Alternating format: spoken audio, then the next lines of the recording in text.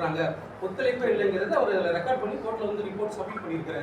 அப்போ அவர் சொல்கிறாரு, நான் விசாரித்த வரைக்கும் தெப்பக்குளத்துக்கு காவிரியிலேருந்து வர்றதுக்கான இன்லெட்டு, அப்புறம் தண்ணியை வெளியேற்றுறதுக்கான அவுட்லெட் இருக்குது அப்படின்னு சொல்லி அவரும் ரெக்கார்ட் பண்ணியிருக்காரு. ஆனால் கார்பரேஷனும் மாவட்ட நிர்வாகமும் இது வரைக்கும் ஒத்து வராததுனால அது தெப்பக்குளத்தோட நிலைமை வந்து ரொம்ப மோசமாக தான் இருக்குது. நீங்கள் அக்ரிமெண்ட்டை பார்த்தீங்கன்னாலே தெரியும். நாடக பறக்கில் பார்த்தீங்கன்னா sources and all along it's feeder channel and feeder tanks இருக்கும். அண்ட் அப்போ 1ஆம் நூற்றாண்டில் தான் அந்த தெப்பக்குளம் வந்து ஆரம்பிச்சிருக்காங்க, கிபி 1ஆம் நூற்றாண்டில். அப்புறம் கிபி 1545, 46 தான் இதனுடைய பணிகள்லாம் நிறைவடைஞ்சிருக்குது. அது கல்வெட்டு சொல்லுது நமக்கு. அப்போ அப்படி மண்டலத்தில் கட்டும்போது அந்த காலத்தில் வந்து சிண்டாக்ஸுக்கான வேலையே இல்லை, சிண்டாக்ஸாக இருந்திருக்காது. ஆனால் அரசு வந்து வேணும்னே நாங்கள் மலைக்கோட்டையில் சிண்டாக்ஸ் வச்சு தான் குழாய் வழியாக வந்து தண்ணி கொண்டு வரோம் அப்படின்னு சொல்லியிருக்காங்க. இதுலேருந்து தெரியுது அரசு வந்து கோயில்களுக்கு சொந்தமான சொத்தை பாதுகாக்கிறதுல தவறிடுச்சு அப்படிங்கிறது. எங்க நாங்கள் வந்து கோர்ட்டில் என்ன கேட்டோம்னா 2 ப்ரேயர் கேட்டோம். ஒன்று வந்து அதை சுற்றி இருக்கிற ஆக்கிரமிப்புலாம் அகற்றிட்டு தெப்பக்குளத்தை வந்து சீரமைச்சு பழையபடி எங்கேருந்து தண்ணி வந்துச்சோ, அதாவது காவிரிலேருந்து வந்துச்சு, இப்போவும் நீங்கள் அந்த இடத்துக்கு போனீங்கன்னா அந்த தண்ணி வர இடத்த கார்பரேஷன் புதுப்பிச்சிருக்காங்க. இல்லை அது எதுங்க ஒரையாமொழி சுடுகாடு படித்துறை இருக்குது, 2 கூண்டு மாதிரி இருக்கும். அந்த கூண்டு வந்து பழமையானது, அது கரிகாலத்துடன் படுத்தது. அது வந்து சேனல் இருக்குது, அந்த ஆத்திரே சேனல் இருக்குது. அதை இடித்து தரப்பட்டு போயிட்டாங்க ஸ்மார்ட் சிட்டியில். பாதிக்கு அடிமட்டத்தை போட்டு வச்சு பண்ணியிருக்காங்க. எல்லாமே ஆற்றுல கிடக்கு. நீங்கள் வந்து பழமைகளையும் புராதனத்தை காக்கக்கூடிய ஒரு அரசு வந்து புராதன சின்னங்களை அடிச்சுட்டாங்க. இந்த அடித்த பிரச்சனை வந்த பிறகு தான் இதை மூடி மறைக்கிறாங்க. இந்த தெப்பக்குளத்துடைய கோட்டை சுவர் வந்து நம்ம சூப்பர் பஸார் முன்னாள் வருகிற பல டவுன்கார் ராணி மங்கம்மாருடைய தர்பார், நீங்கள் அந்த இதெல்லாம் இருக்கு பாருங்க.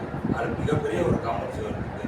கிட்டத்தட்ட 5 அடிக்குள்ள காம்பவுண்ட் சுவர் இடித்து இப்போ கடையாக கட்டிட்டாங்க. மங்களம் மங்களுக்கு அப்படியே பின்னாடி வந்து இடித்து கட்டியிருக்கிறாங்க. இந்த வியாபாரிகள் வந்து திருச்சியுடைய வளர்ச்சிக்காக இந்த பூஜை போட்டாங்க, பாராட்டுறேன். ஆனால் இதில் சுயநலவு இருக்குன்றதை தான் நாங்கள் பதிவு பண்ணுறோம். தொழில்துறை அலுவலகம் வந்து ஒரு 10 அடியிலே இருக்கும். இந்திய தொழில்துறை அலுவலகம் வந்து 10 அடியிலே இருக்குது. அப்போ தொழில்துறை இதை பாதுகாக்கிறது சாதாரணமாக ஒரு கோயில் 100 ஆண்டுகளுக்கு மேலே ஆயிடுச்சுன்னா கோயிலுடைய சிற்பங்களை கோயிலுடைய எதிர்ப்பு இருக்குன்னா தொழில்துறையை அனுமதி வாங்க சொல்கிறாங்க. இதுக்கெல்லாம் எப்படி அனுமதி கொடுத்தாங்க? எல்லா வழக்குகளும் நீதிமன்றத்தில் கொடுத்ததையும் நாங்கள் வச்சுக்கிட்டு சிபிஐ விசாரணை கேட்கறதுக்கான ஏற்பாடு பண்ணியிருக்கோம். ஏன்னா மிகப்பெரிய ஒரு தனிநபர்களை காப்பாற்றுறதுக்காகவும் நீர்நிலைகளை ஆக்கிரமித்து கட்டப்பட்ட கட்டடங்களை நீக்கக்கூடாதுக்காகவும் இந்த மாதிரி ஒரு பழைய அரசாங்கத்தில் இருக்கக்கூடிய அரசு வழக்கறிஞர் சுயநலமாக தவறான ஒரு தகவலை வந்து கொடுத்துருக்கிறார்.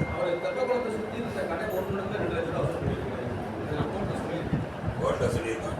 2வது அந்த கோட்டையை சுற்றி அகலி இருக்கிறதுக்கான ஆதாரங்கள் இருக்கு. 1966 வந்து தென்னிந்திய கோட்டைகள்ன்றதுல இருக்கிறவங்களுக்கு கூட அதெல்லாம் வைக்கிறேன். அது கரிகால சோழன் பண்ணியிருக்கிறாரு. அந்த கோட்டை பக்கத்தால் வந்து வெடிக்கடை இருக்கிறதெல்லாம் இருக்குது.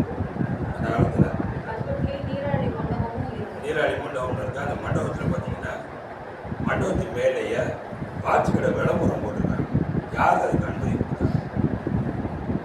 அந்த மாதிரி விளம்பரங்கள் செஞ்சால் கூட அகிர்மன்ற ரத்து பண்ணலான்னு இருக்குது. அது படிக்கட்டு பக்கத்தாப்பிலேயே விளம்பரம் எழுதியிருக்கிறாங்க. தாய்மலருடைய கோயில் சிவத்திலேயே தனின்னு ஒரு விளம்பரம். அதனால் மாநகராட்சி கொடுக்கக்கூடிய அகிர்மன்ற ரத்து பண்ணி மீண்டும் HRMC நிர்வாகம் எடுக்கணும். நீதிமன்றத்தில் ஒரு IAS ஆஃபீஸர், மாநகராட்சி கமிஷனர் ஒரு IAS ஆஃபீஸர், மாவட்ட ஆட்சியர் ஒரு IAS ஆஃபீஸர், ஒரு IAS ஆஃபீஸர் நீதிமன்றத்தில் ஒரு புராதனமான வரலாற்றுகளை மறைச்சு பயன் போட்டது நாங்கள் கண்டனத்தை தெரிவிக்கிறோம்.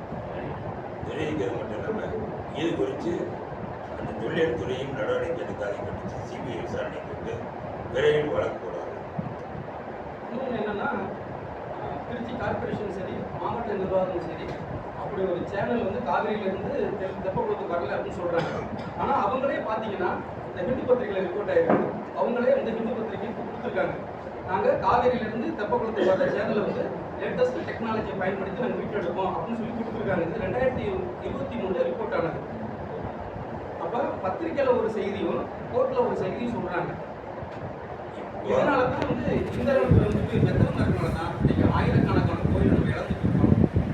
ஏகப்பட்ட ஏக்கர் இடத்த வந்து அது காரணம் என்ன, 30 ஆண்டுகளுக்கு முன்னாடி வந்து இதே துப்பகுளம் இதே மாதிரி ஒரு அவல நிலையில் இருந்துச்சு. அன்னைக்கு நான் தான் வந்து இந்த குரல் கொடுத்தேன். அந்த முழுக்க சுரணி செய்ய வச்சது பத்திரிகைகள் மூலம் தான். இல்லைன்னா அதை செஞ்சுருக்க மாட்டாங்க. இப்பயே மீண்டும் பத்திரிகை செஞ்சுக்கிறது இருக்குன்னா புராதனங்கள் அழியப்படக்கூடாதுன்னு தான் ஒரு நடைமுறை. அரசு அதிகாரி மேலே நம்பிக்கை கிடையாது, முழுக்க நம்பிக்கை கிடையாது. நீங்கள் வந்தீங்கன்னா அந்த இடத்தெல்லாம் கூட்டிகிட்டு போய் என்னைக்கு சொன்னீங்கன்னா எல்லாத்தையும் அழைச்சிட்டு போய் அந்த இடத்துல காட்டுறது எல்லா பத்திரிகை